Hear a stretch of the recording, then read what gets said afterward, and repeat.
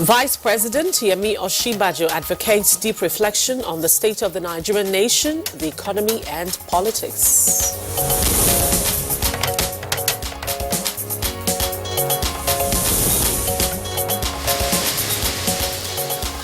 Senate calls for proper assessment of contamination from pipeline explosions in Rivers and Lagos states.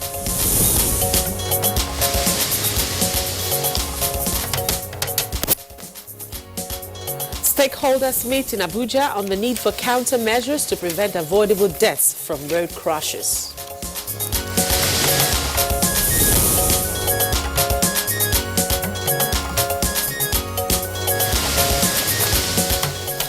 And on Good Morning Nigeria today, we shall discuss the challenges of firefighting in Nigeria.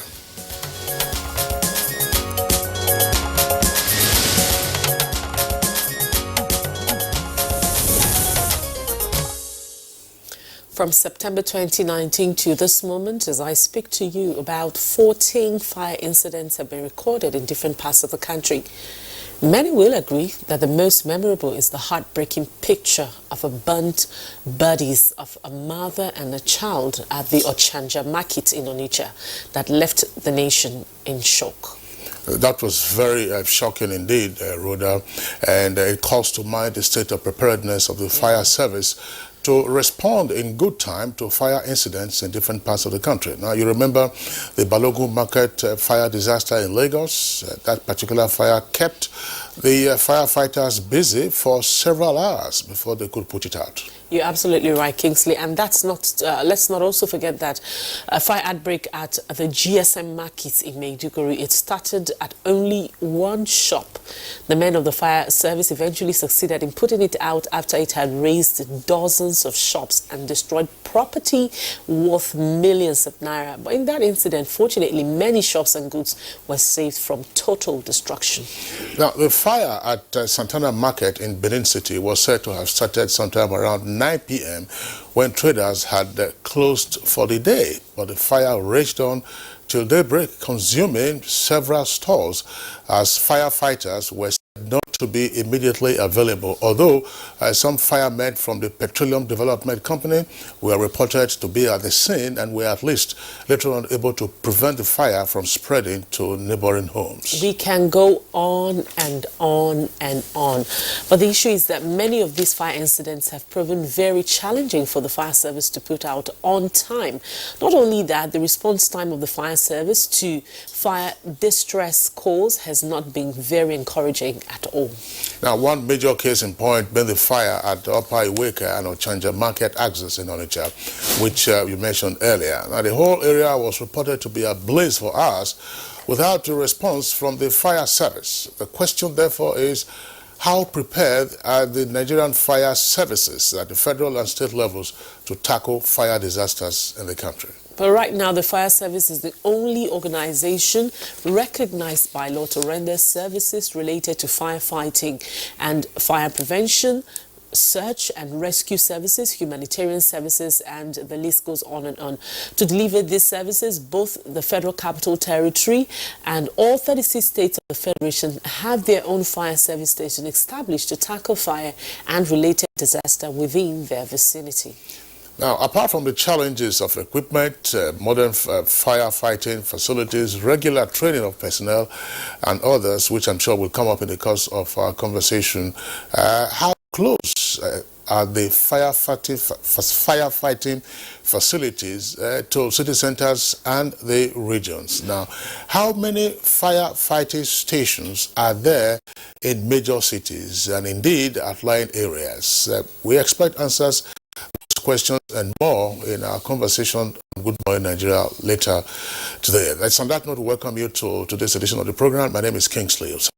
And I'm Rhoda Anonam. Just to remind you that Good Morning Nigeria is broadcast live on the network service of the Nigerian Television Authority. And as usual, we have regular complimentary segments, and that includes newspaper review, business, and others. But as always, the news comes first, and Musbah Danwahab is here for the morning news. Well, good morning. It's good to see you. It's a very good morning, Rhoda. Let's take a beat of the news. Now we'll begin On advisory notes, as the Vice President Yemi Osinbajo is advising leaders of the need to reflect extensively on the Nigerian nation, the economy, politics and all that surrounds it. This was at a public presentation of a book titled The Challenges of Good Governance in Nigeria. The book is written in honor of one-time Governor of Osun State and founding father, Chairman of the All Progressives Congress, APC, Chief Bisi Akande. It is the duty of leadership to continue to reflect, to write, to debate. The rigor of our thoughts and ideas and the discipline of execution that is what will lift our people from ignorance and misery to wealth and prosperity. And from the National Assembly, members of the Red Chamber have urged the Nigerian National Petroleum Corporation, NNPC, and its concerned subsidiaries to carry out an assessment of the contamination caused by the pipeline explosion of July this year in Komkom Rivers and Ijegun in Lagos State. The resolution is equal to the recommendations by the Senate Haddock Committee that investigated the two incidents. To immediately send the relief materials to the fire incident victims of both communities. There are instances where some of these criminal gangs come along with firefighting equipment. They know what to do.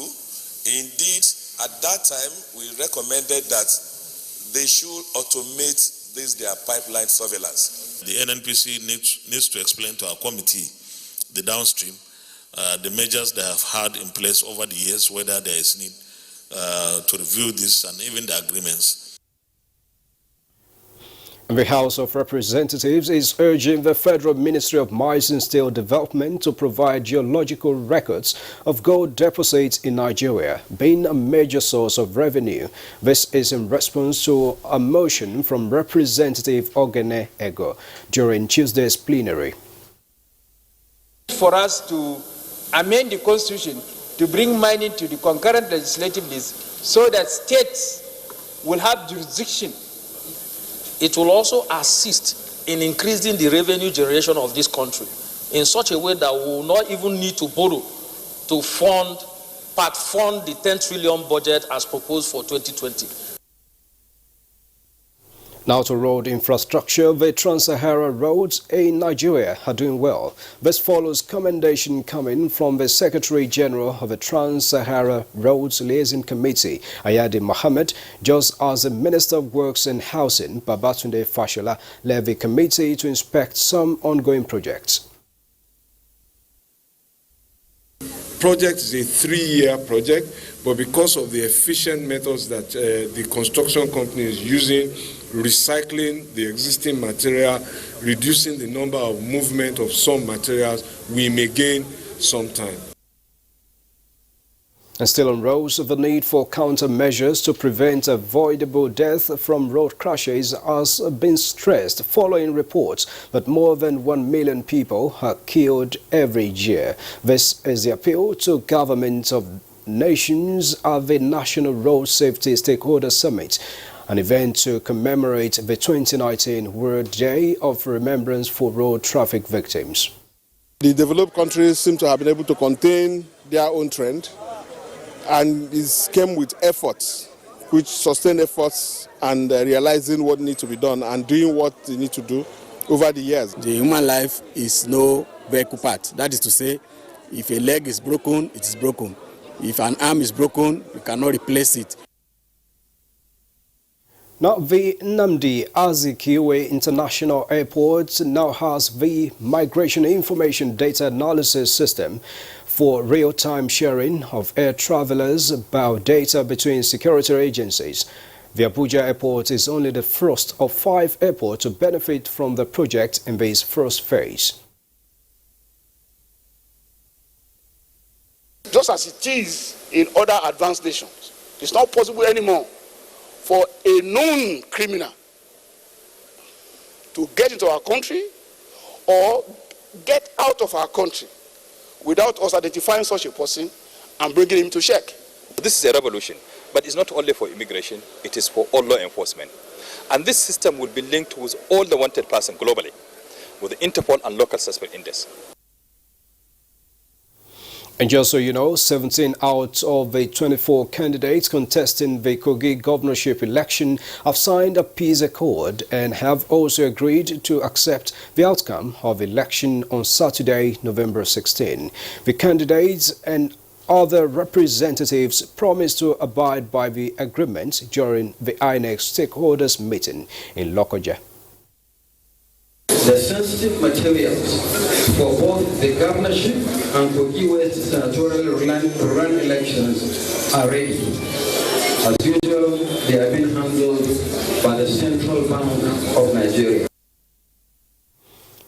That's a bit of the news, and good morning, Nigeria. Join us for more in the course of the day during our subsequent bulletins. Prevention of destructive fire outbreak is on the table for discussion, and Rhoda and Kinsley will guide the conversations after this break. Good morning.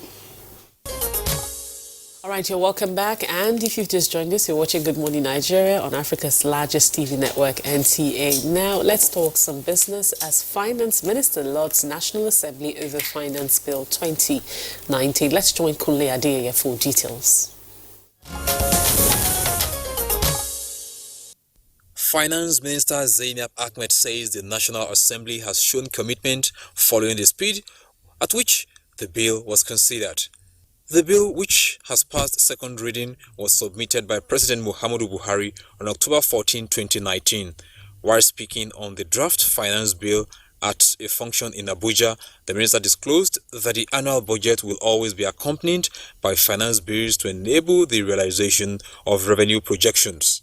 The bill is also expected to amend some tax provisions and make them more responsive to tax policies of the federal government. And the Nigerian Stock Exchange All-Share Index inched up by 0.54% to begin the week on a positive note, as it closed at 26,456.39 basis points as against 0.48% appreciation recorded previously. Its year-to-date returns currently stands at minus 15.83%.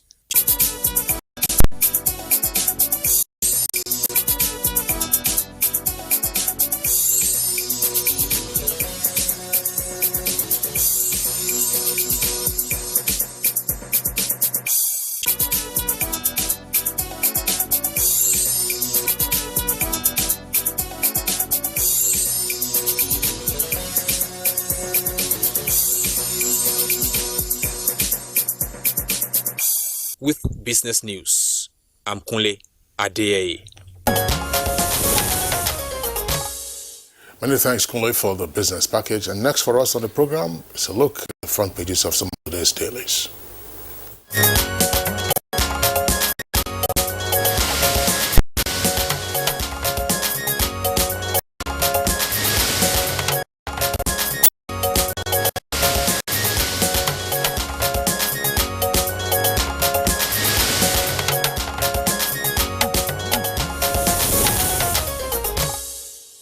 Bayo Toby is here with us this morning to give more insight into our review. Good morning, Bayo. Thank you, Rhoda. Good morning. Good morning, Kinsley.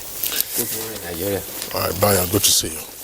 Okay, well, let's begin our review this morning by taking a look at the front page of the Blueprint newspaper. The print newspaper has immediately below the nameplate, National Assembly to pass 2020 10.33 trillion naira budget, November 28th.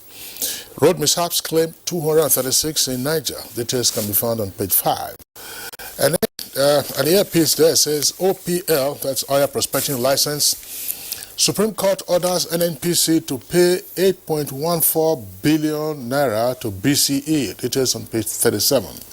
Most states not implementing contributory pension scheme, and that's attributed to PENCOM. Details on page 34. Lead story is on the forthcoming elections in Bayelsa and Kogi. 11th hour judgments won't affect polls. That's according to INEC.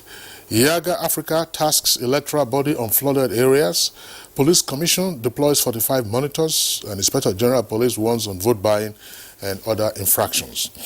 Now, the photograph there on the front page shows the Chief of Policy and Plans, Lieutenant General Lamidi Adeosun, presenting a document to the Director General of the Defense Industries Corporation. That was after the signing of an MOU on behalf of the Chief of Army Staff. The story is also there right at the foot of the front page. It says, Army and DICON signed pact on 28 mine-resistant vehicles. Details can be found on page 13. Above that, you have the headline, Senate imposed death penalty on hate speech offenders. That's page 5. And Yobe NDLA naps cop and trafficker for supplying drugs to insurgents. Finpay sacks 300 police staff. And Pneumonia Day. Nigeria has highest number of child pneumonia globally. Details on page 15. The story is attributed to UNICEF.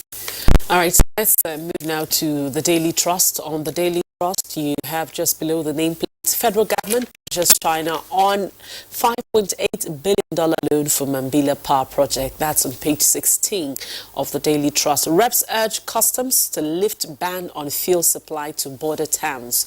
That's on page 3. Commuters groan over tricycle ban in Abuja. That's on page 22. And the lead story for the Daily Trust this morning, Kogi governorship talks cause chaos as IGP INEC boss attend peace accord.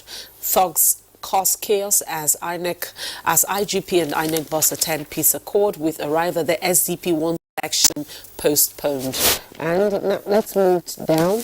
On the picture stories, there is that of a mother of 4 children has inside a room where she was allegedly locked up for 2 years by a elder brother in Rigasa in Igabi local government area of Kaduna Metropolis. That's the picture story on the Daily Trust. Court disqualifies Bielsa APC deputy governorship candidate. That's on page 13. And countries causing climate change withhold aid to victims. That's on page 34. Finally, principal killed in fresh attack in Bukari.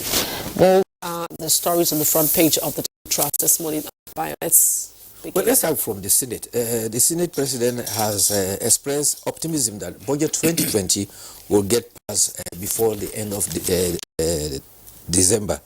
November. He commended the committees of the Senate for completing their budget defense sessions, and this was at plenary yesterday. And he says now the challenge is now for the Appropriation Committee to garner all their actions and galvanize into coordinating all the activities so that the budget can be laid before the National Assembly on the 26th of November.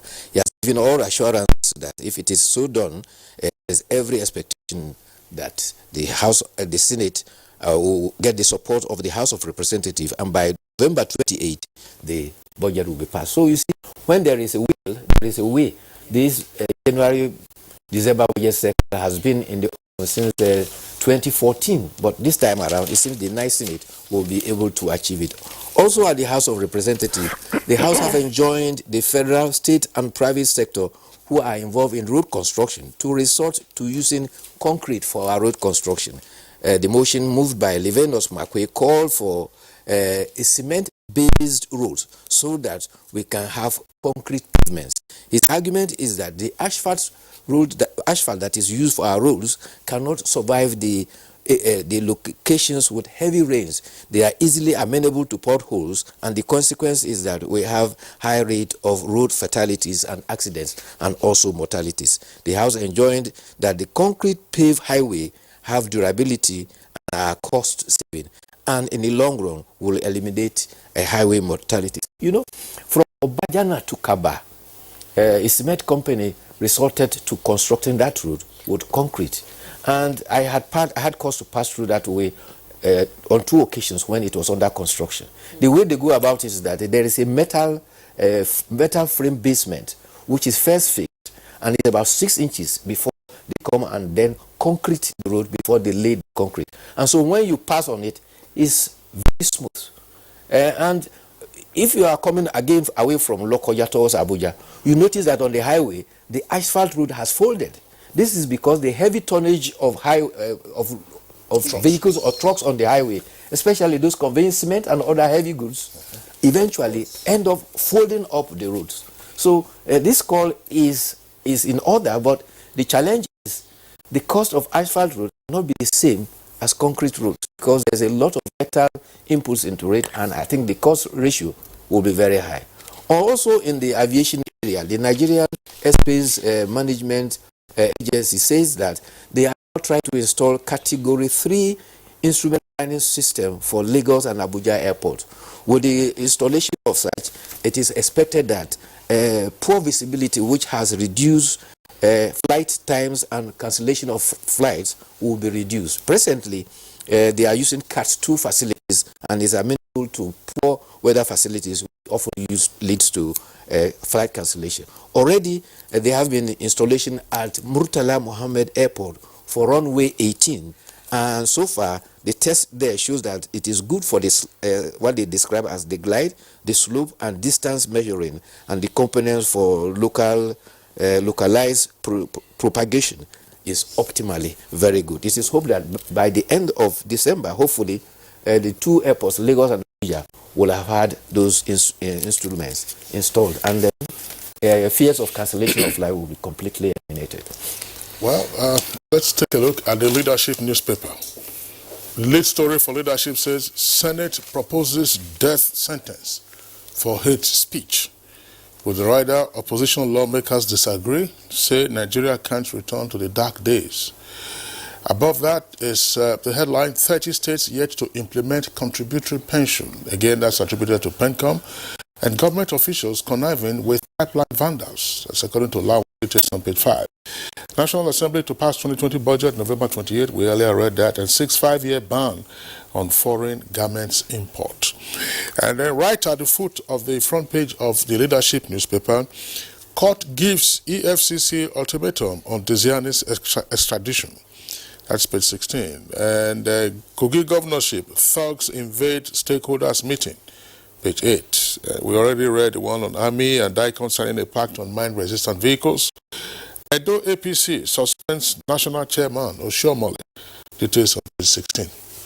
Bayo. It's a suspension era in Edo. Just only 2 days ago, the People's Democratic Party also suspended some key personalities in the party. Now it is the turn of the All Progressive Congress. What is happening? Already, the Edo State House of Assembly is actually not sitting as fully as it should. You have these issues that is dragging, that has even gone to court about the proper convening or otherwise of the House of Assembly. The people of Edo State are being deprived of service by the fact that politicians in Edo State are not getting their acts together. Meanwhile, there's positive news from border closure. Those who are in the business of producing rice are assuring that they are ready to fill the void from the ban from importation of rice.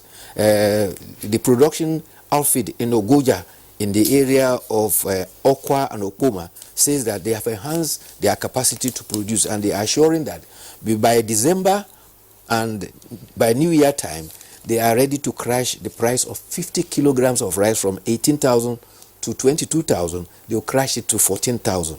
And they are encouraging Nigerians that they should patronize Nigerian rice, and they hope that with the increase in the acreage of their cultivation, they will be able to meet the rice demand. And there are varieties of rice produced in Nigeria.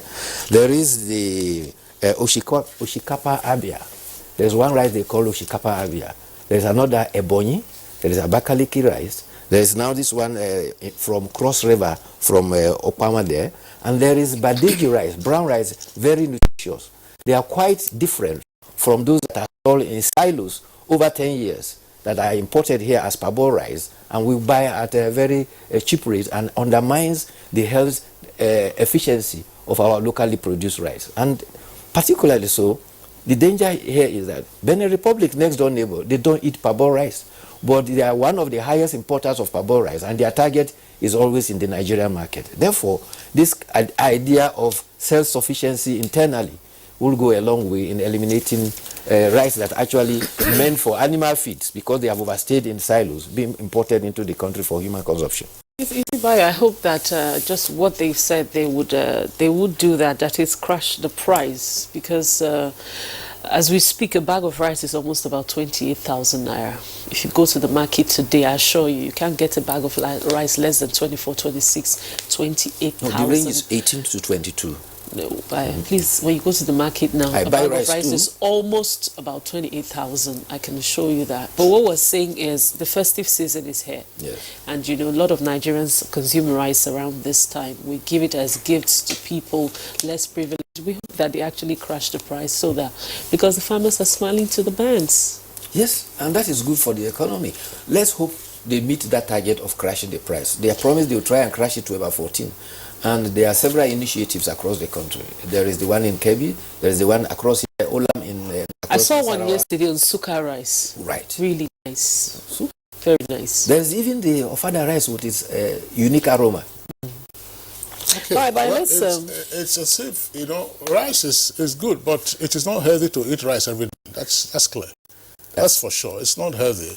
I mean, no matter what other spices you put, whether you put legumes such as beans or vegetables, or you vary it and so on, it's not healthy. I mean, we've made so much fetish out of rice that it's almost as if you don't have rice, then people are not going to survive. In any event, the border closure and the impact was what we had as our topic for conversation yesterday. And all the experts, expressed their views. But there is this issue of the Senate. That's the bill on hate speech, proposing a death sentence. The bill is sponsored by Senator Sabi Abdullahi. Of course, death sentence, life jail, a fine of 10 billion naira for hate speech. It's a resurrection of a bill that failed in the eighth Senate. Why it is important? I mean, you have views already been expressed. The opposition lawyers are saying that Nigeria can't return to the dark days. Will hate speech warrant a death penalty? It says if somebody is therefore affected if somebody dies as a result of hate speech or is killed, then the proponent of the hate speech will himself face the death penalty. It looks like an extreme measure. In fact, the bill as proposed is even proposing a commission for hate speech. Sometimes you begin to wonder, when you have a problem, rather than solve it, we tend to create another problem. We had challenges on the highway for accidents on the highway. The first instance we did was first to create what we call traffic wardens to help support the Nigerian police that had the traffic responsibilities. From that, we graduated to the Federal Road Safety Commission. And what you do in doing that is that you establish a whole nomenclature and a whole bureaucracy that, again, if you have deployed some of those resources into the existing situation, you probably would have succeeded in eliminating some of the problems. But coming to this hate speech, yes, hate speech in the extreme, where it becomes incendiary, can lead to death, and such instances are very grievous, because even in law, when there is incendiary and it leads to death, those who occasion it are culpable. But I think it is too extreme to say that for hate speech, the penalty should be death sentence. But let's see how it goes. We are in a democracy, and the legal process or the lawmaking process is that it will go to the National Assembly, they will deliberate on it, it will go to public hearing before it will eventually get passed. So these proposals, by all means, will get panel beaten, and eventually, if it comes out at the end of the day as a law, we see what it will look like. But there's no gainsaying the fact that the first time it came to the National Assembly was 2015 and 2016. But at that time, it was killed. It didn't surface. But we have had a prevalence of concerns about hate speech and also fake news recently. And that is why we are having all this. And they said proposing death by hanging. I hope the lawmakers are also aware that there are a number of death warrants sitting on the desks of various governors who have refused to sign those death warrants. So you have persons in condemned cells awaiting the hangman. So you're going to populate the condemned cell if you pass this into law. In any event, as we said, I mean, it's an extreme measure. And we hope death penalty for hate speech, depending on the consequence of the hate speech, might appear extreme. But if hate speech leads to incendiary and it leads to a riotous situation where lives are lost, then... but that's incitement. You already have that in the criminal code. So why duplicate some of the laws that we already have? So All right, Bye. Let's quickly take our editorial. Our editorial is on the Daily Sun. It's on the Bayelsa Kogi gubernatorial polls. It says, the Independent National Electoral Commission, INEC, will on November 16 conduct the gubernatorial election in Bayelsa and Kogi states. After months of electioneering, they witnessed intra-party litigation, intemperate language, and pockets of violence. Saturday's election in the two states will be the first major election since the 2019 general election. Therefore, the exercise will test the preparedness of INEC to conduct free, fair, credible, and transparent election. The outcome of the election will demonstrate if the electoral umpire has imbibed the lessons of the previous ones. We say this considering the public perception that the electoral umpire performed below expectation in the 2019 exercise. Well, a lot of people have blamed INEC that they performed below expectation. Yeah.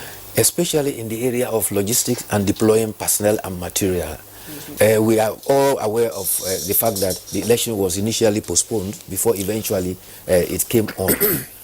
However, we tend to blame INEC for problems that are not that of INEC. Those who occasion violence in the electoral process are politicians and their thugs. It is not INEC. So of recent, there are concerns across the country about the elections coming up in Bayelsa and Kogi, because in the antecedents in the two states, there's a propensity for violence. Already, only last week, there were concerns expressed in Bayelsa. At the time when the INEC and the representative of IG went there for final agreement with the political parties, traditional rulers reported that politicians are already amassing arms. Also in Kogi state yesterday, while INEC, the chairman, was there with the Inspector General of Police, there was even talks that attacked the office of SDP 2 days ago, and yesterday, even at the peace ceremony, talks still showed up to cause mayhem. So there is need for politicians to get their followers in order, because the violence is not occasioned by INEC. And unless we have an atmosphere that is conducive, the challenge for INEC to conduct a free and fair election will be very huge, in the sense that the politicians will make the atmosphere difficult and impossible. And for Kogi, there is also a senatorial by-election that is going on, and which makes it double jeopardy as far as violence is concerned. And there is need for the security agencies and the politicians to meet and ensure that we will have free and fair elections in those states. All right, thank you very much, Maya. Hopefully we'll see you again tomorrow morning. Thank you. All right, you're still watching Good Morning Nigeria. We'll take a break now, and when we return, we'll be having our conversation segment, and that's on the challenges of firefighting in Nigeria. Don't go away. You're welcome back, and just in case you've just joined us, you're watching Good Morning Nigeria. We're live on the network service of the NTA, and just as I indicated earlier before we went on the break, we're discussing the challenges of firefighting in Nigeria. We have our guest here seated in the studio already to do justice to that, but then let's take this background report that will lay the foundation for our discussion, and it's been put together by Victor Azu.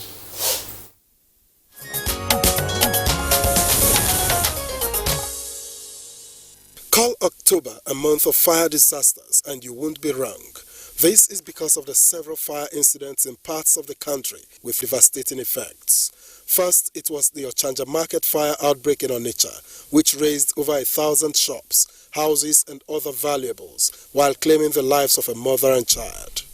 A few days later, it was the popular Santana Market in Benin City, capital of Edo State, where over 100 shops were razed, with one person allegedly losing his life while trying to salvage valuables.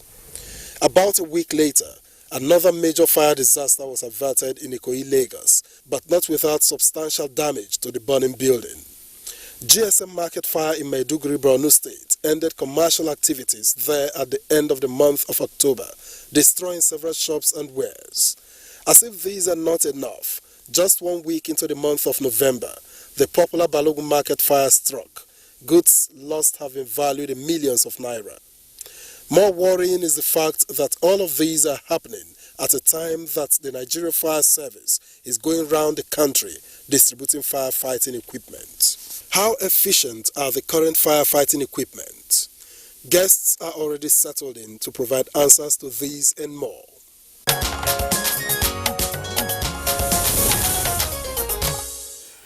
All right, with us in the studios this morning to discuss the challenges of firefighting in Nigeria, let's welcome Deputy Superintendent of Fire, DSF Ugo Juan, who is also the Public Relations Officer of the Federal Fire Service. Ugo Juan, pleasure to have you with us on the program this morning. Thank you very much. Also here with us is Julius Okpetuzin, who is Assistant Controller General of the Fire Service of the Federal Capital Territory. Pleasure to have you with us on the program this morning. Thank you. And also here we have Olusegun Okebioru, is the former Controller General of the Federal Fire Service. Former CG, pleasure to have you with us on the program. Okay. Okay, and we have other guests from our network centers. All right, joining us from our studio in Mina, we have Adamu Suleiman Baba Bida. He's the Controller, Niger State Fire Service. Thank you very much for joining us on the program this morning.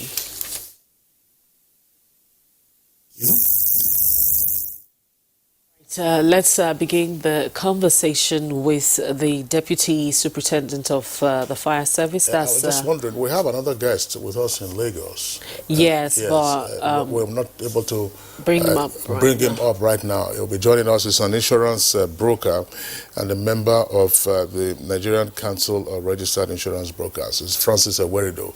Of course, he will join us in the course of the conversation. All right, Ugo Juan, let's begin with you, Deputy Superintendent, and of course the Public Relation of the Federal Fire Service. What is the state of the Nigerian Fire Service as we speak this moment? Thank you very much.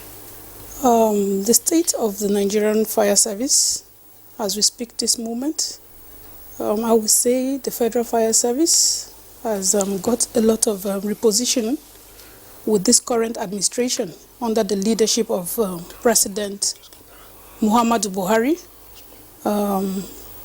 In well over 40 years, we never had it, no firefighting trucks, no training whatsoever. But with this current administration, we've had a repositioning where we have, if you can, just like you mentioned in your earlier report before the program kick-started, where we've acquired over 92 firefighting trucks and distributions have been done, and where we've taken possession of 62 and still expecting 30, and trainings are ongoing of personnel, but we still need funding, more training, more personnel. So I would say the present situation is better than it used to be, but we've not been where we are. And as for the states, I would say some states are coming up, while others, they really need to step up. All right, thank you very much, Ugo Juan. Let's bring in the retired Controller General of the Federal Fire Service, Olusegun Okebioru. Give us a sense, how is the fire service structured in Nigeria? Thank you very much. The structure of the fire services in this country takes after the United States, in which case we have the state fire services and we have the federal fire service. The state fire services are actually autonomous of the federal fire service. But when we saw this problem some years back, we came up with the integration of the state fire services with the federal, and we came up with the National Council on Fire. It is at this level that the state fire services and the federal fire service interact to ensure that we make policies that will enhance the productivity of the fire services in the country. So as of today, we have the state fire services, the federal fire service, and other fire services belonging to private organizations. Just as we know, the fire service issue is on the concurrent list, and so even you and I can establish our own fire service based on the guideline from the Federal Fire Service. What is the jurisdiction of each of these services as you have indicated? Well, the state fire services have their jurisdiction within their state, and the Federal Fire Service has overall jurisdiction as of today.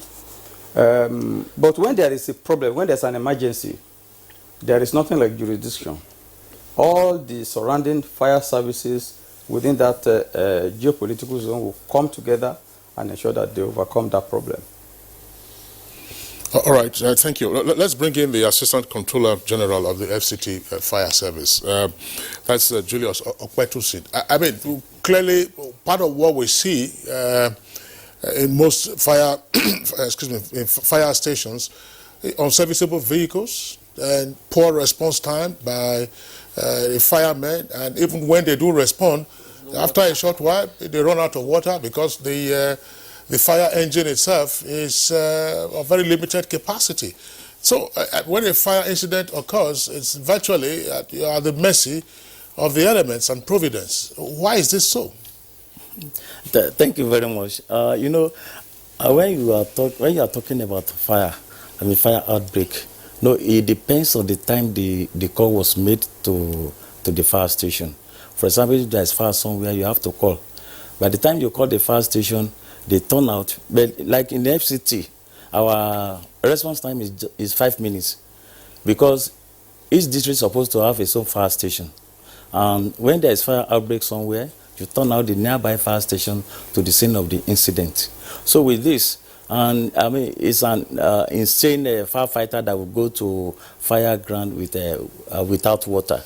And in FCT here, we have 14 fire stations within the FCT, including the area council, functional fire stations, and also we have functional fire appliances, and also we have water tankers of 10,000 liters capacity. If there's fire incident somewhere, we have to turn out the fire plants and probably support it with the water tender, depending on the intensity of that fire. Why is it that fires in Nigeria almost always consume property and sometimes lives whenever they occur? Almost always. I mean, you saw our background report from September until now. We have seen a number of fire incidents, property. I'm not just talking about the FCT now. Yes. I mean, I do hear your siren from time to time in the Federal Capital Territory. But to the extent that you have a fire council, which incorporates the federal, the states, and the FCT, you get to discuss these matters, and I'm sure you also get the reports yourself. It's like when a fire occurs, you know, the tongues of flame just lick everything. No, like I said earlier, it depends on the time they call the fire service. And beside that, each premise, like the fire that happened in Lagos, that Balogun market, it's an high-rise building. And each high-rise building is supposed to fight fire within itself. If a necessary fire defense equipment is installed in the premises. For example, it's not possible for you to lay hoses, I mean, from the ground floor, I mean, to the 5th floor. But if you have if you have hose reel and other fire defense equipment within the premise, I mean, within the building, you can easily fight that fire there. But when the fire occur and you didn't call the fire service on time, it will affect their response time. And even the traffic also should be put into consideration. Like in Abuja here, in FCT, I will give kudos to the police, because whenever we are going to fire ground, in any emergency like that, they give us right of way. But even the commuters too, all these car owners, they don't give respect to emergency. You see some drivers struggling with fire appliances on the road or ambulances.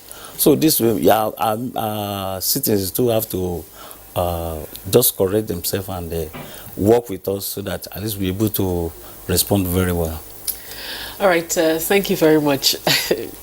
It's so, because the way you're talking about it now, it's as though the incidences that we have seen lately, they're just, well, just as Kingsley said, the issues are much.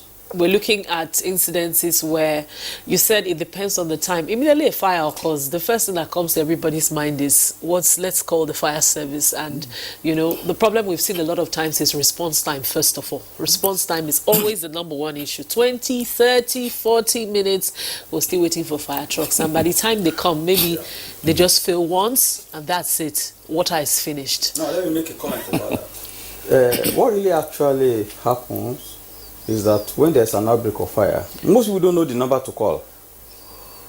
I'm able to say that. If you take statistics of people in Nigeria on the road, out of 10 people, maybe you get 2, if you are lucky, who will know the number to call. So that's a major problem we have in this country.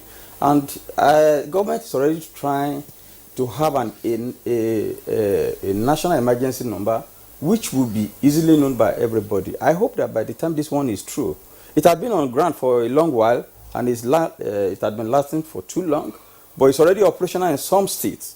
Like in Abuja here, we have the emergency number to call. I think we have it in Lagos State as well, and probably Rivers State. But most states don't have that emergency number to call now. If we have that emergency number, it's a matter of just pressing the number on your phone, and then it goes. That is number one. What is that emergency number? And it couldn't possibly be the fault of the members of the public that they do not know which emergency number to call if they are properly enlightened. Well, I've told you that the functionality of that number is still in progress. But in Abuja here is 119, 112. 112 in Abuja here. And it's supposed to be 112 everywhere anyway. By the time this is finished, anywhere you are in this country, if you dial 112, it will terminate at the nearest terminal, and then the call will be made, and there will be a response immediately. And another major problem to response, like he was saying, is traffic issue. It depends on the time you have the fire. What does the traffic look like, and what is the response of members of the public on the road. I've seen occasions whereby fire engines were obstructed on the road, and an accident occurred. The fire's equipment at that time was grounded at that point, and so they cannot get to the fire scene. So the reaction of the member of the public is also very, very important. The last one I want to mention is also the distance between the nearest fire station to the scene. Where the scene can occur anywhere in the town or in the country. There could be a disaster. It will not give you a notice of where it's going to happen. And when it happens, the nearest fire station is where action will be activated. If that station is very far away from that scene, there's nothing anybody can do. They have to traverse that distance from the station to the fire scene. And that is why we have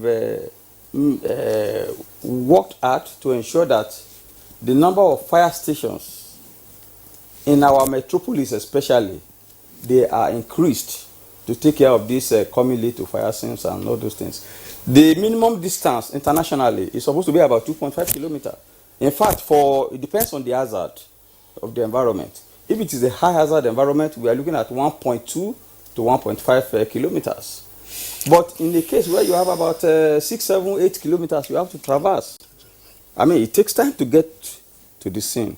So those are points that are really militating against this timing of the fire service getting to the scene. Olusegun Kebiorun, will come to you. Add to what he just said about the emergency numbers. Okay. The public needs to know that whichever emergency number you have, if you have the 112 or the usual numbers which we always reel out, as long as you call to report a fire, whichever station you call in will get to the nearest station closest to you and turn them out to the scene of the incident. So even if work is still going on to get these numbers out, we want the public to know that whichever station is closest to you, please have that emergency number. If you call wherever you are, we'll definitely, if it's FCT receive the call, we've been receiving calls from other states, Bayelsa, right, wherever let's ask this. This is not to put you on the spot. I mean, there are a number of fire incidents outside of the Federal Capital Territory where you saw the disaster. Santana Market in Benin, GSM Market in Maiduguri, Ochanja Market in Onitsha, on and on, different parts of the country, and Lagos, Balogun Market, and all of that. So what happened? Now, just like they've already said, there are factors that come to play when you talk about this. Now, when you talk about fire, fire is dangerous. It doesn't wait for anyone. The best form to fight fire is prevention. Prevention has to come two ways. The part of the fire service, which is education, trying to enlighten the public on what to do. Now, the second part comes when we have the people, you and I, to play our rules, put these things in place to ensure that when this fire occurs at the incipient stage, it is able to, you understand, to be curtailed or put out, or you call the fire service. So the best form to fight fire is prevention, which generally most people don't do. They don't install these minimum standards which are required to suppress this fire when it starts. Secondly, just like they said, the distance between where the incident occurred to the scene of the event, the time the call, most importantly, the time the call was placed. Because when you know, most times when you talk about distance, aside Lagos and let's say Port Harcourt, these are major cities where you have traffic. I won't say there's so much traffic in Benin that if a fire occurs at the markets that we're talking about right now, the Santana market, that if the fire service were to be, for example, in Ring Road, that it would take the fire service more than 15 to 20 minutes, knowing that it's an emergency. It was at night. You know? Now, to get there. At night. This is where the suppression comes in. If you have this equipment installed, you know what? We're going to have to pause you in the meantime because we already have the line to our network center where we earlier introduced Adamu Suleiman Bababida, who is the controller, Niger State Fire Service. There are, of course, you can see him there on the right side of your screen. We're just discussing, in general, in any part of the country, there is virtually a sense of helplessness when we have fire outbreaks. The rate of suppression of fire incidents would appear on the face of it to be very poor. Why is this so? What is the affliction of the fire service?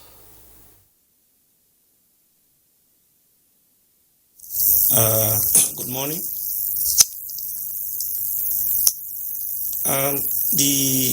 As far as we are concerned, the challenges of fire service are numerous. When there is fire outbreak, you need to call fire service. If you don't call fire service, there's no way we will know. And like I've been listening, and I think my colleagues there, they have spoken. And we face a lot of challenges, ranging from communication and traffic.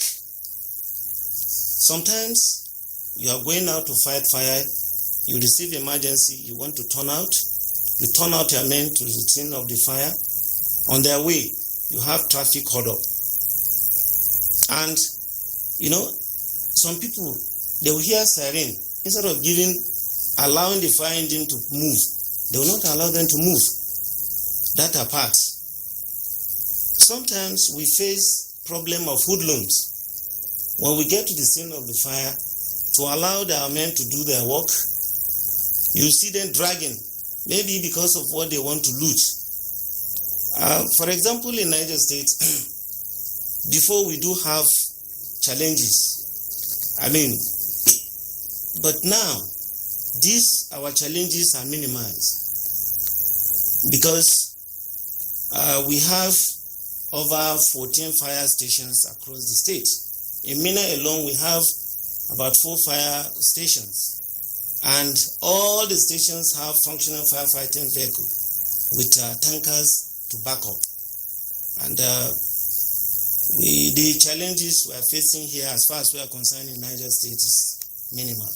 And also, we also have a Federal Fire Service Zonal Office in Mina, and they also have, with fire engines, about 3 firefighting vehicles.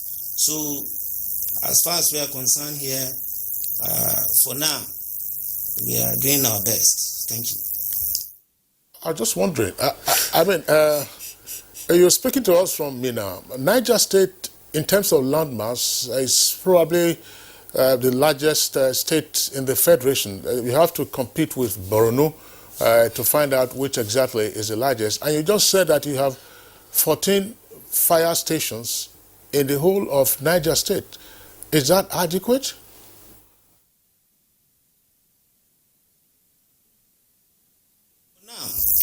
And like I said earlier on, before,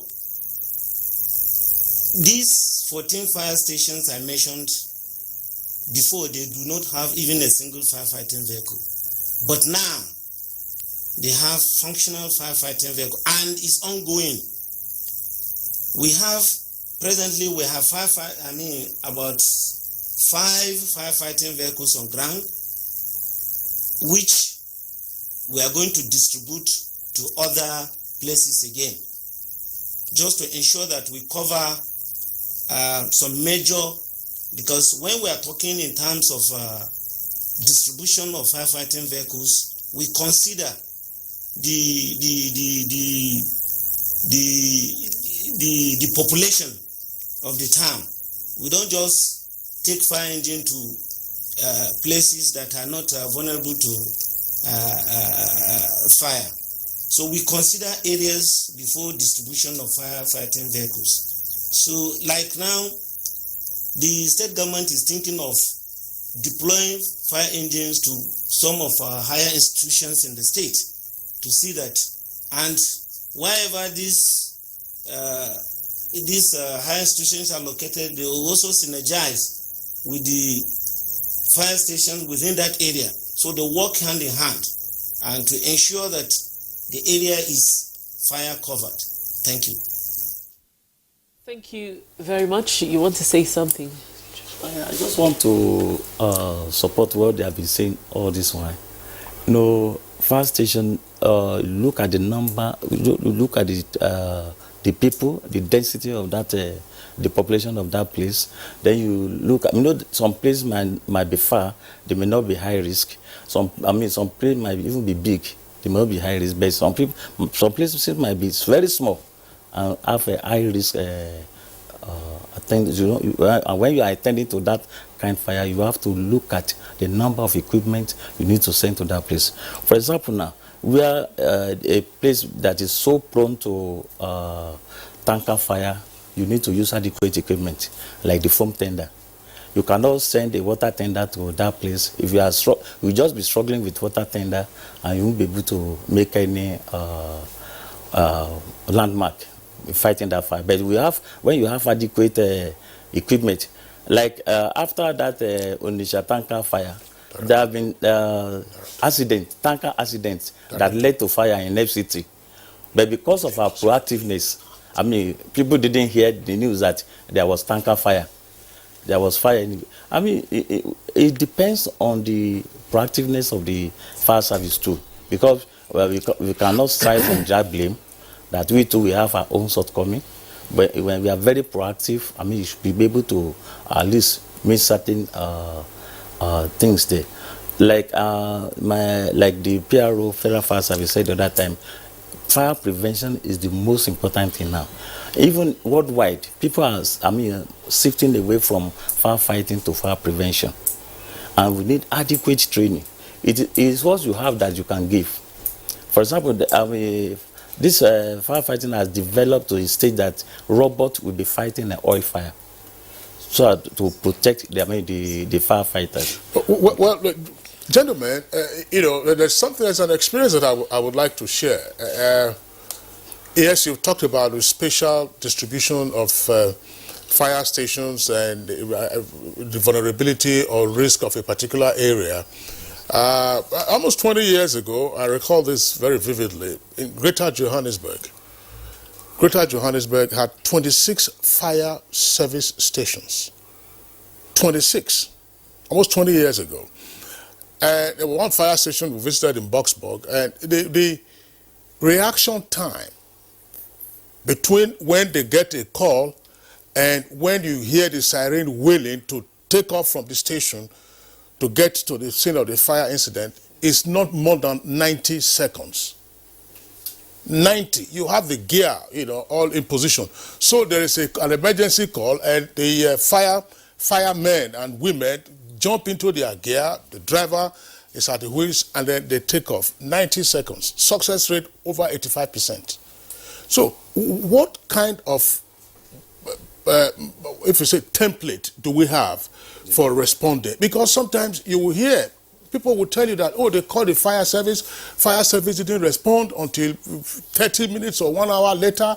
Yes, you've talked about traffic. Let's face it, it's not everywhere in Nigeria that you have traffic jam. Let's face it. We will come to the irresponsibility of road users who do not have respect, for fire trucks that have their siren on, because we have siren abuse in the country. But there is also the slowness in the response of your men and let's say of firefighters.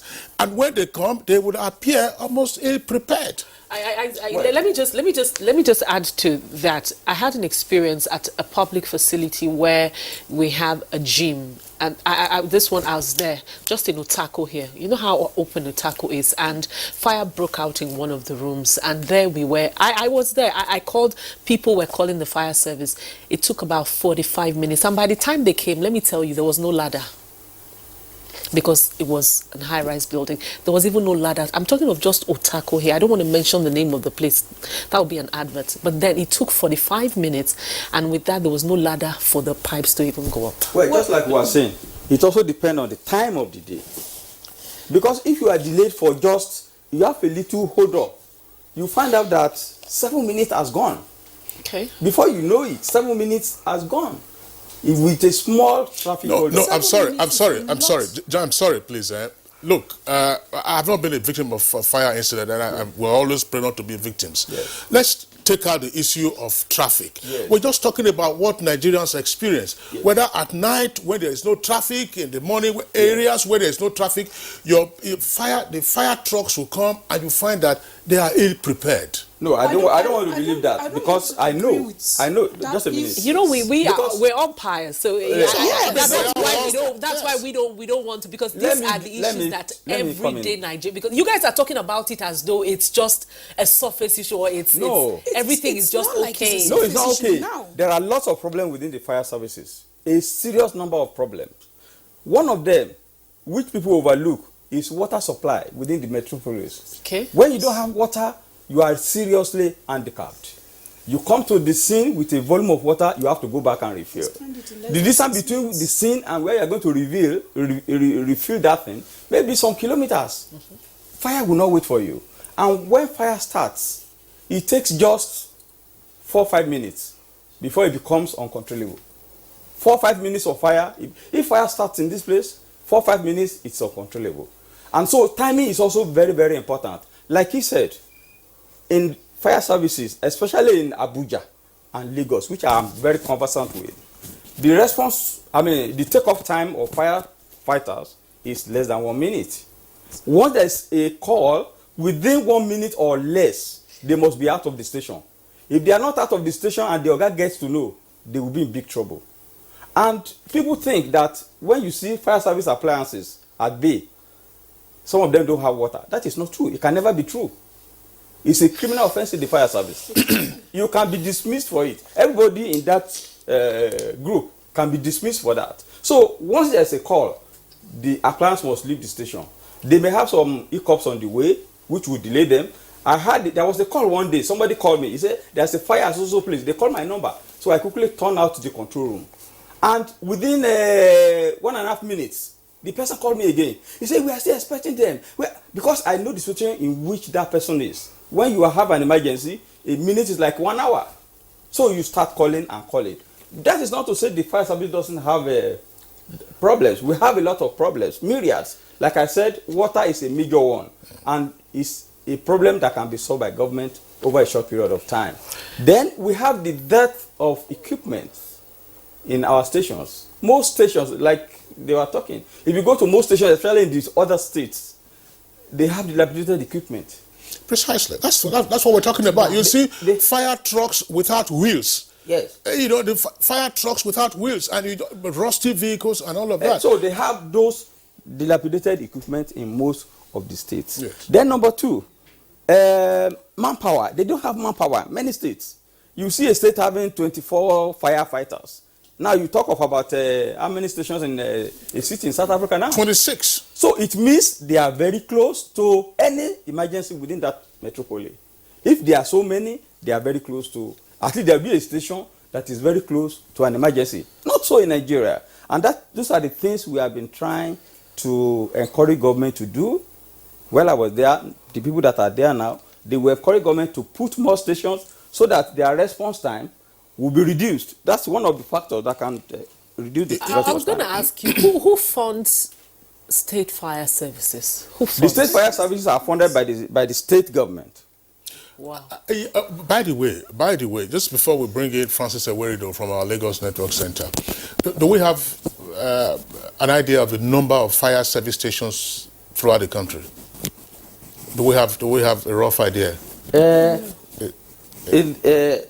at the time I was leaving the fire service, we had less than 200 in the whole country. So in other words, we don't have one fire service station per local government in the country. No, we don't. Okay, all right. Not so before. Okay, we'll pause you at this time and then go to our Lagos Network Center, where we have been joined now by Francis Ewerido. Francis Ewerido, of course, an insurance broker, a member of the Council of Registered Insurance Brokers. Mr. Ewerido, we are sure you've been listening on this conversation with our firefighting experts here in the Abuja studios, as well as at our network center. From an insurance perspective, tell us what is happening with regard to fire incidents in the country and what the agony is or any of the insurance industry.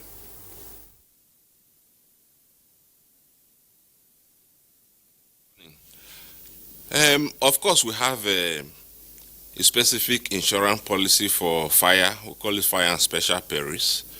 And in a society like ours, where I've been listening to what they have been saying, and then for everybody, it's very worrisome because the fire service in Nigeria is not just there. Some of us have had personal experiences. In where I live, we had the situation where a fire vehicle came without water. Thankfully, some of us had fire extinguishers, and that was how we put out the fire. Normally, insurance should not be the first bus stop. The fire service should be okay. Then the individuals themselves, fire prevention is very important, like they have said. If you look at our insurance policies, for instance, we have a provision where we say, look, if you have a fire extinguisher in your house, we give you a discount on your premium. So every household should have a fire extinguisher. That is the starting point before we begin to talk of fire service, because some of these fires start like a candlelight before they increase and become infernous. If you take an insurance policy and a fire and special perils policy, and then there's a fire incident in your house, of course you'll be indemnified. That is, your claim will be paid. But it doesn't stop there. The claim will be paid for either content, that is if you insured your content only, or both for building and content.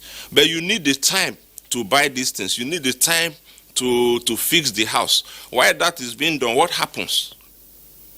Fire and special perils insurance does not cover that. That is covered by what we call consequential loss insurance. And so, but many people don't even take that. Even the fire insurance, fire and special perils insurance, many people don't even take it. So we encourage people, because the situation of fire service in Nigeria is not yet there. So the question I always ask people, if this your house or if this your business was to go up in flames, do you have money to rebuild the house or replace your stock? If the answer is no, then it is very, very important that you take a fire and special perils insurance policy. And if you can even go a little further to take a consequential loss or business interruption insurance, which will take care of, if there's a fire, that one will take care of the profits you would have lost in your business for the time that it will take you to get back, your running expenses. If you need to relocate to another office, it will also take care of it. And then in the course of trying to get back to business, if you lose some key staff, it will take care of training fresh staff to take over the responsibilities of those staff that you have lost. Thank you. Thank you very much, Francis Ewerido. Let me ask you, why are there a lot of bottlenecks in terms of getting your claims? Because that's one thing that has deterred a lot of people from insurance, fire insurance, even vehicle insurance, accident insurance. When it happens, the bottlenecks you go through just to get probably your car done or to get that insurance claim is, sometimes people just forget it, like, okay, I can't continue, because the things that are demanded for, the evidences that are needed, at the end of the day, even if you are, giving some form of claim, it is nothing to write home about. There are no bottlenecks. Every aspect of life has rules and regulations. These are just basic rules. What we always advise people is that when you want to take an insurance policy, for instance, because the insurance industry is divided, we have various practitioners. We have the underwriters, those are the risk bearers. We have the insurance brokers. Those are the people who intermediate. They are the specialists who are supposed to be agents of people who are taking insurances. So our advice to people, since you don't know much about insurance, before you take an insurance policy, get an insurance broker, and it's very easy to do this. Our regulatory body, NICOM, that is National Insurance Commission, if you go to their website, the list of all the registered insurance brokers are there. Get one that is close to you, and the job of the broker, to start with, to listen to you just like the doctor will listen to you, advise you on the kind of insurance that you need. He will go into the market because he knows the market more than you do, and get you the underwriter, that is the person who will bear your risk at a very, very good rate. And when you have a claim, even it's his job to pursue the claim. These days, people sit in their houses or in their offices and then they get an alert, their claim is paid. So there are no bottlenecks at all. Transfer what people call bottlenecks in quotes. Just transfer that burden to an insurance broker and it will be taken care of. But still with you, Francis Ewerido, I'm sure you see the often very touching spectacles of market men and women who lose their stock and goods in market fires. This is the dry season that is coming. We had one recently in Satana Market in Benin and elsewhere in different parts of the country. And the question often arises amongst them that, look, all their savings are gone and they have no hope to how to recoup this. Then the usual plea will be to call on government to assist them. Why does it appear to be a challenge for insurance firms to market their products to these persons that are in somewhat very vulnerable locations, such as we find in markets where the eyes are usually very narrow and tiny, and a spark often gets to become a conflagration?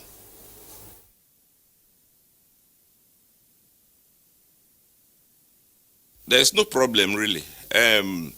You know that in Nigeria, the insurance culture is not there. Look at Nigeria, we have a population of almost 200 million, and then look at South Africa with a population of about 56 million. Our GDP is the biggest in Africa. But look at this. The entire gross premium income that is generated in Nigeria is just $1.2 billion, while that of South Africa is over $40 billion. In Nigeria, the insurance penetration is 0.3%. In South Africa, is about 17%. The insurance awareness is not there.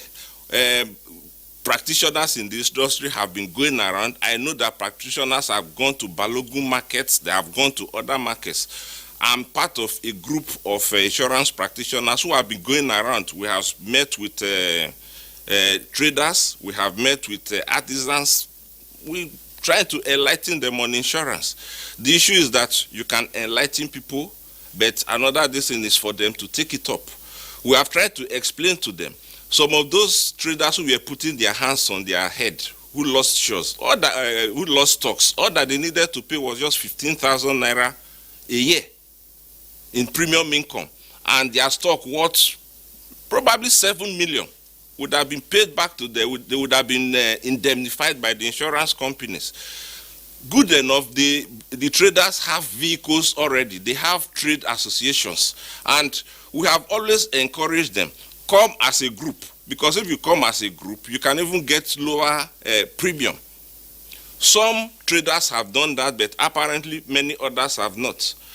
Personally, I am of the opinion that because of the huge losses we have suffered in market fires, it's about time that the government enacted a law to make insurance, fire and special perils insurance in all Nigerian markets compulsory, so that when such fires occur, people will not be putting their hands on their head. You cannot be stay near a river bank and you wash your hand with spittoons, because that is basically what the traders have been doing.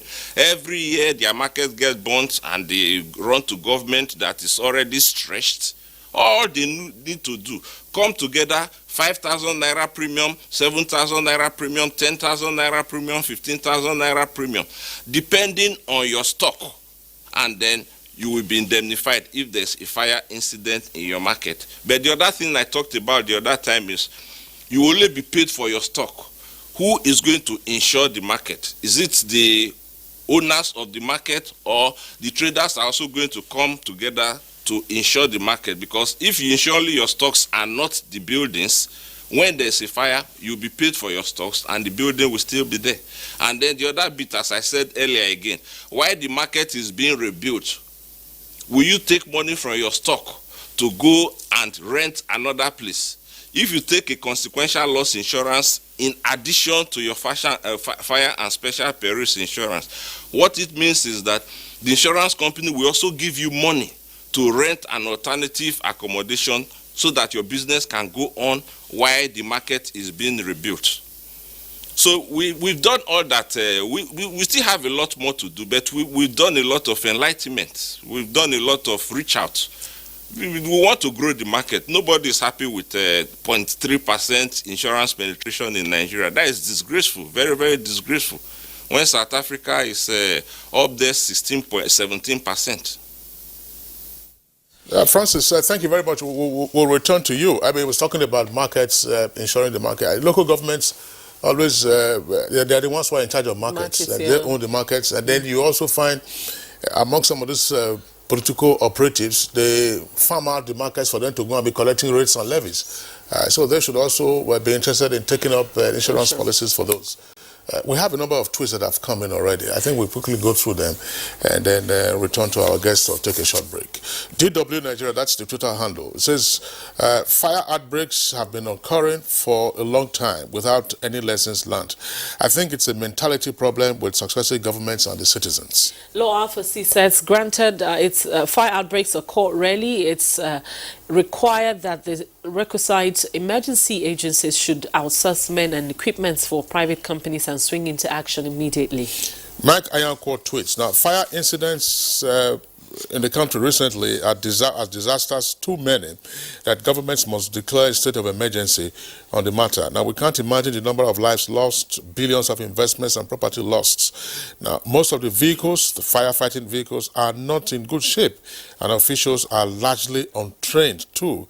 We need a total overhaul of our firefighting architecture. And we must increase yearly budgeting to fund the sector. And this one is from DW says, let the private sector be empowered and allowed to operate fire service trucks. We have seen how properties and lives are being lost because of lack of manpower from government-owned fire services. Again, we all have heard how fire service truck gets stuck in heavy traffic on their way to, fight a fire. Our cities need to be redesigned in order to cater for fire service equipment. This will reduce the devastation caused by such fires. Now, fire outbreak is one natural disaster that is inevitable in human endeavors. Even in other societies, it is not preventable. But the major quagmire here is the response time in terms of outbreaks by the appropriate fire service station. How much equipment do these agencies have? Comrade Ngala says government should try and purchase sophisticated and modern fire equipment and employ more personnel to tackle the situation. Ogo tweets, fire service should be a state affair, not federal government affair. Titus Monday says the state and federal fire services agencies are underfunded and neglected with virtually non-existent equipment and tools to work. In most cases, private companies take over their roles when disasters strike. Duplication of similar agencies have diminished their relevance. Okay, Akeju Olagbaju tweets, fire outbreaks will always occur in unplanned settlements where buildings are constructed indiscriminately without recourse to the use of appropriate materials and observing fire codes. There are substandard electrical fittings out there, and the Standards Organization of Nigeria should take them out. Now, Festus Akimoyewa says the recent awful tragedy of fire incidents across Nigeria is worrisome. Since no one can predict fire incidents, our relevant fighting agencies must be fully equipped to fight and prevent fire across the country. Now, Adejumo Paul Olubumi tweets, federal agencies such as the National Orientation Agency, whose responsibility it is to enlighten the populace about seasonal changes that come with higher risk of fire disaster, have not been given the needed funds by government. And Mogbola Obab says states and federal government should provide adequate equipment for disaster managers. Dry season is here with its propensity for such occurrences. The Federal Fire Service, the National Emergency Management Agency, alongside their state counterparts, should be on alert. Swift response is germane. Now, Festus Akimboyewa tweets, the most effective firefighting technique is prevention. There must be comprehensive fire risk assessment and installation of fire alarms in properties. Government and firefighting agencies should invest in modern fire engineering and technology that will assist in firefighting operations. And this one Bab says, how sure are we that our equipment are not obsolete? Recently, there was an outbreak in Onitsha, Anambra State. Sadly, the state fire service couldn't respond as there was no truck. Fire service from neighboring state, Delta State, had to come to the rescue. Now, Cecilia Okoroma, I am sure most of the fire service personnel go to sleep at work. They must be told to be at alert and ensure that they do routine checks of hydrants. I'm sure most hydrants are blocked as we speak, especially those at public places like markets. And Clifford Aguguesi says Nigerians need reorientation in many aspects of our national life. There is a need for Nigerians to own and defend critical infrastructure and livelihood. Now, Abdul, the problems affecting the fire services have been that of neglect by governments. They are relegated and denied enough funding and training. In order to mitigate this, serious attention must be given to these agencies. And Sani Michael Omokaji finally tweeted, says, from investigation and facts available, most of these fire outbreaks are caused by human error, and you walk into some firms, all you see is naked wires that can trigger fire outbreak. Even as we expect relevant authorities to be more proactive, it happens. We also need, as a people, we need to be more aware. All right, so those are the tweets that we're taking in the meantime. We'll go on a short break now. When we return, we'll continue with the conversation. All right, welcome back, and it's still Good Morning Nigeria, live on the network service of the Nigerian Television Authority. We're discussing the challenges of firefighting in Nigeria, and a number of very useful perspectives have been raised by our guests. For instance, talking about the number of fire stations around the country. The former Controller General of the Fire Service said by the time he was leaving, we had fewer than 200 fire stations around the country. That is to say that we do not have fire services in well over 500 local government areas, assuming we were to use that. If we were to have fire station in each local government area, that would give you 774.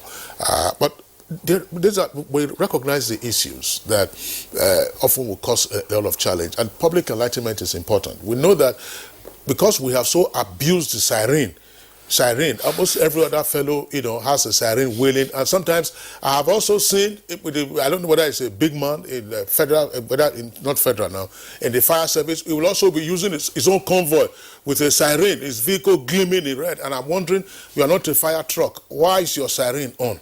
But ordinarily, it's a criminal offense for you to obstruct a fire engine. It's a criminal offense. That is one point that I think that the enlightenment agencies, including NOAA, will have to take up. To say once you hear a siren, an ambulance or a fire truck, give way to that particular fire truck. But there are other problems that bedevil the fire service, and how can this be sorted out? In particular, fire engines running out of water. Why have we not had fire hydrants in our neighborhoods? Well, let me come in that at that point. The issue of water supply is a big problem to this nation. We have seen government over government making efforts to ensure that there's water supply in our cities, and yet, as of today, we cannot boast of, maybe we can count with fingers how many cities have water. Even Abuja doesn't have the water to fight fire, because there's a minimum pressure that you should have within that pipeline for you to be able to fight the fire. not when water is draining from the pipe. So if Abuja doesn't have enough water, or doesn't even have water at all, what do you talk about all other states? I think government should make effort, especially at the state level. It's a state government problem. They should make effort towards ensuring that there is water within the metropolis. I was thinking over it yesterday, and I said, if government had privatized water reticulation within the cities, many people will have come in and provide water for their environment, and then they will charge for it. They will make money from it. They will benefit from it. And then there will be water either to drink or to fight fire. But now, government has not been able to do that over the decades. Every year they talk about water, this and that, and at the end of the day, we don't have the water. So, state government should make effort towards ensuring that water is provided within the, at least for a go, within the metropolis. If the fire services have water to fight fire, even if it's only one appliance that is at the scene, it will fight it very efficiently. But if you have 10 vehicles there and they don't have water, there's nothing they can do. Now, the issue of people carrying appliances to fire scenes without water, I don't want to believe it. And I think nobody can vouch that he saw it. He will only tell me they say. And when they say, it's not an element of fact. What I believe is that firefighters would never ever carry an empty tank to a fire scene. Even if they don't have water within the at bay, I mean the equipment at bay, then they will not turn out. That is what will have happened. Assuming, I'm just assuming that. And so to say they go there without water, it is absolutely impossible. But we've seen instances where we've heard, okay, just to say, we'll say we've heard. We've heard instances where they hope to get water from a nearby place or from the location that they're going to fight the fire. You cannot fight fire, return to the station, and not refuel your fire appliance. It is a punishable offense. Never heard of, I've never seen it. In fact, it's just like saying an army goes to war without his gun. Then why are you there? It's just like saying you go to your station, you don't have, they are not, you know, televising you. I think what is more common is the fire engine runs out of water. Exactly. And then as the tongues of flame are licking up the property or the building, persons who are around now begin to attack the fire truck and the firefighters because they have run out of water, which is what we're talking about, saying, look, why don't we have fire hydrants? And by the way, I mean, those Nigerians who travel frequently, you know that it is an offense for you to park your vehicle in front of a fire hydrant. It's an offense. It's a traffic offense. So why, in terms of our planning, first it has to do with planning, to say, look, people are building, keep hearing of building roads and roads and roads, but when you are looking for water pipes, you know, the mains, you don't find the mains around. So that's one issue to look at. But there are other things that can be done. Are we capacitated to fight high-rise, fires in high-rise buildings? Over 35 years ago, when the Necom House in Lagos, Marina, went up in flames, we all saw what the disaster was. So you know how many story structures we can have effectively in Nigeria. Are we in the capacity? Sometimes firemen, unfortunately, they go to the scene and the ladder doesn't go beyond the first floor. Julius. Thank you very much. You know, when we are talking about fighting fire in an high-rise building, although each high-rise building is supposed to fight fire within itself, if they have, if they installed a necessary fire defense equipment, but the main equipment to fight fire and effect rescue in high-rise building is hydraulic platform. How many hydraulic platforms do we have in Nigeria? Even in FCT here, hydraulic platform. That's the ladder. This is a hydraulic platform ladder that you can use. It has a bucket where you can use to effect rescue, and at the same time, that we have branches on that bucket that can fight that fire. We don't have those equipment in FCT here. I mean, we have been putting that one in our budget years, year in, year out. Probably they may have procurement problem. But this thing is very necessary. We must have it. It's very, most especially in Abuja. If you see the way high-rise buildings are springing up in Abuja now, one day we will look at it and say, But I pray that that day will not happen. But before that time, I mean, government will, I mean, do something about the necessary equipment to fight this fire and effect rescue. Well, when I saw the Because Lagos, people are trapped. when I saw the Lagos own, you know, some of the I thought to myself, I said, if an helicopter with you know, because I know the Balogo market area, a truck couldn't have gone in there. Exactly. The way those roads are, even when you're moving, you know, to get past people is a problem. Do you have helicopters to fight fire? If we don't as have, we see, because let's hold on a second. Let's illustrate this. You know, there are some countries now where they have seasonal fires. Yeah. Australia is burning. California has been burning for a while. Portugal the other day, and Spain and elsewhere. And then you find aircraft that they deploy, you know, with fire retardants, you know, to try to put out the fires. Does the fire service have the capacity to overfly a fire scene and then try to put out the fire? Now let me come in. You see, helicopters or aircrafts are not used to fight house fires, home fires, because they cannot enter into the house. They are used to fight bush fires, wildlife fires. That is what they are used for. So not the structural fire. Okay. And when you talk of the structural fire now, there are certain. Do you have helicopter in the first instance? No, we don't have helicopter because we don't even have wildfire in this country. To me, it doesn't. Do we need to have wildfire to have helicopters in the fire service? Well, yes. If we have wildfire, let me just wildfire is maybe there will be fire from Abuja here, even up to Nasarawa, burning, heavy burn. You know, we don't have it in this country. That is not a priority for us. Our priority are what we need to fight house fires, which we don't have. How well are we meeting those priorities? No, those like you were saying. How can you talk of FCT not having hydraulic platforms? Maybe at least 2 or 3, or at least 2, if not more than that. In the whole lot of FCT, we have high-rise buildings. The same thing applies to Lagos. We have high-rise buildings, and this equipment, they are not the type you can say you have one in Maitama, then you have fire in Gwarimpa. Let it go there. Before it gets there, the damage will have been done because it doesn't move fastly.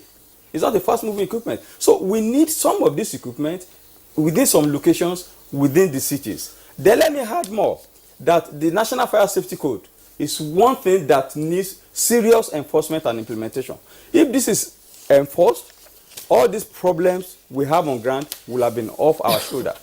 If it is enforced, these market fires will not be occurring. When they occur, they will be intercepted at the incipient stage. What are the issues in the National Fire Safety Code that should be enforced for the purposes of enlightenment of... Now, for example, you want to establish a market. The first thing that these market owners should do is to ensure that there is adequate water supply to that site. They must do that. Put hydrants on them at a specific distance. If it is high-risk area, you put about 100 meters. If it is low risk, you put about 150 meters. And then you put it around the whole market. That is problem number one. I mean, issue number one. And then your roads. There are areas you will mark as fire lanes. We talk of fire lanes, you mark them with red. Nobody should park there. Nobody should put his goods on those areas. They will give access to firefighters so that if their truck comes, they can, the truck can move freely to any part of the market. That is also very, very essential. Then market people should also try to put some fire protection equipment within their stores, like sprinkler system. If there is water, then to put sprinkler system becomes easy. But without that water, there's nothing anybody can do. So if all those things are available in the market, then the issue of fire problem. I wanted to ask you, is it still possible to get, especially I am worried about the markets. Take, for example, the Wuse market or the Tako market or the Grime. I'm sure I've not seen fire hydrants in those areas. Yeah. Is it not still possible to install them? Take, for example, the central area where you have the CBN, you have the NNPC, you have all of these buildings just around the same area. Yes, it's very easy to install them if government is willing, or the appropriate authority that is there. If it's willing, they can easily do it. Well, go on, I want to ask you, before the 112, does the Federal Fire Service have its own numbers that you can call? Yes, we have a number. That was why I had to draw you back to what he said about emergency numbers. If you reside in the area, no matter where you are, if you have one, even if you call the police, of course they are going to get back to us. Okay. You understand? So the need, I wanted to react to the tweets where somebody said is our mentality. And just like I'll keep on saying, firefighting, the best form comes with prevention. If you have all these things installed in place, it will suppress this fire. The time it takes the fire service to get to you, at least it has controlled the fire to a reasonable level. You understand? So if we have a number, if you call this number, we'll reach out to wherever you called from. We'll turn out the nearest fire station there to attend to the fire. What's the number? 080-3200-3557. That's your national number that anybody can call. Anybody. Local? No. Yes. What I mean is, if you call, whichever state you are, if you call this particular number I just called. Repeat it again. Yes. Repeat the number. 080-3200-3557. Okay, well, fine, thanks. We hope we're able to get a much simpler number that anybody can easily recall. 112, for instance, is easy for any person to remember. I'm just wondering if we can return to Network Studios, where Adamu Suleiman Baba Bida is with us. Right there, is back on the screen. Adamu Bida, now, part of the solution we're talking about, say markets, where you have these frequent fires. Part of what we have seen in urban centers on account of the poor public power supply, a number of these markets also now have generators, which they co-share. Even though some of them have the "I better pass my neighbor" spread all over the place with the splattering noise that those generators make. Is it also possible, because it's supposed to be part of the responsibility of the fire service to undertake inspections from time to time to prevail on these markets, particularly the bigger markets, whoever owns them, say a local government, to sink a borehole and therefore create a fire hydrant out of the borehole in addition to the water supply that the markets would have? Is this something that you would like to think about, for instance, say in Niger, and then recommend to your colleagues in the States? Yeah, thank you very much. I think as far as we're concerned in Niger State, in terms of water supply to our markets, to be sincere with you, we have that problem also. Because the last time we had fire outbreak in Mina Market, we also faced problem of water. And note that the provisions are made, but unfortunately the hydrants are dried. And what we are trying to do now, because very soon Niger State government, under the leadership of His Excellency Alhaji Abubakar Sadiq Sani Bello, has procured a fast intervention vehicle for our markets. And what we are trying to do, last week we held meeting with all the market stakeholders, and part of the things we agreed to do is provision of water to the market, so that in case of any emergency, we can easily go there, get the water, and then fight the fire. And also, like the former CG said, provision of access routes, because most of the roads in the markets are congested to the extent that if there is fire outbreak, we always find it difficult to assess where the fire is happening. And the issue of generator also, we realize that most of the shop owners in the market, each because of the frequent power outage, they try to provide light by themselves, and in doing so, most of them have generator. They buy petrol, keep petrol in their stores, and these petrols are flammable liquids. Sometimes fires do start from these generators. We also advise the government to discourage all these shop owners to have a central generator for the whole market, so that it will be controlled from one source.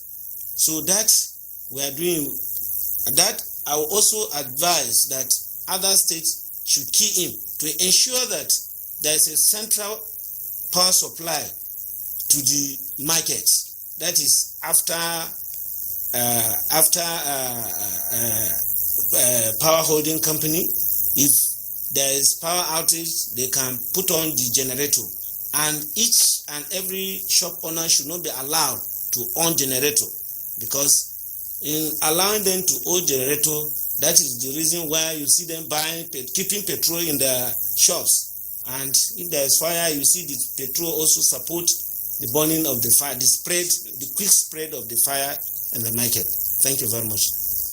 Thank you very much. Very quickly, Julius Okpeterson, let's get your closing thoughts. Oh, yeah, thank you very much. Like what you have said, I don't want to repeat what you have said concerning the central generator. But there should be fire hydrants in all the markets, like the CG has said. And besides that, we are on our own part, the fire service, we have a lot to do. Also, especially in awareness campaign concerning this fire prevention. Like in our own case now in FCT, we have a fire prevention division that normally go out to sensitize people on how to prevent fire and control it. Then I have a enforcement unit too, that after those people have gone there, we carry out fire risk assessment, all these premises, and after that one, then if you refuse, to carry out all the recommendations given there, the enforcement unit will enforce.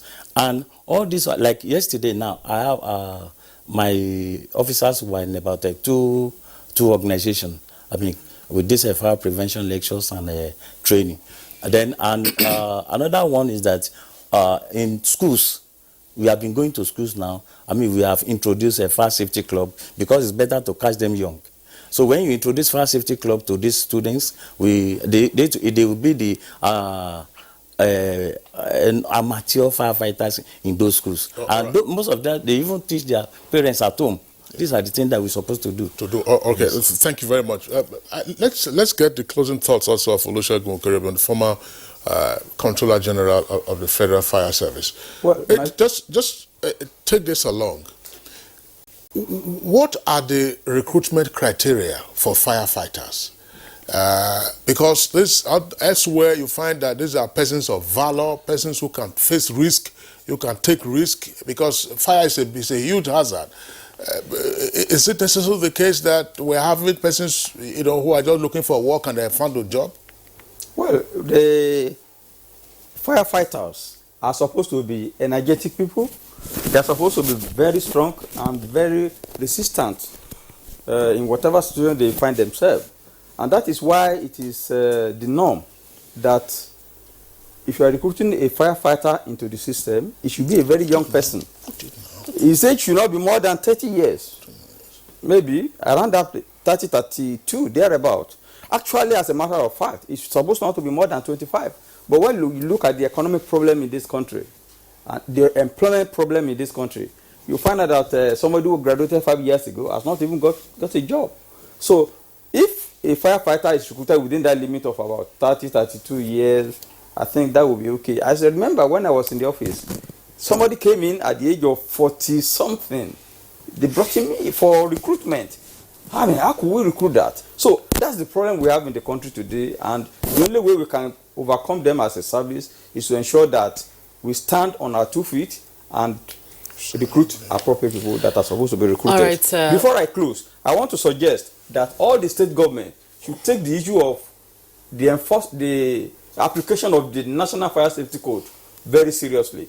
If they do, most of the problems we are talking about will have been attended to in the cities and in the villages. Let's look at Lagos. That high-rise fire, will have been limited to a position. If they have the necessary gadget within the building, they have rising means in the building with water.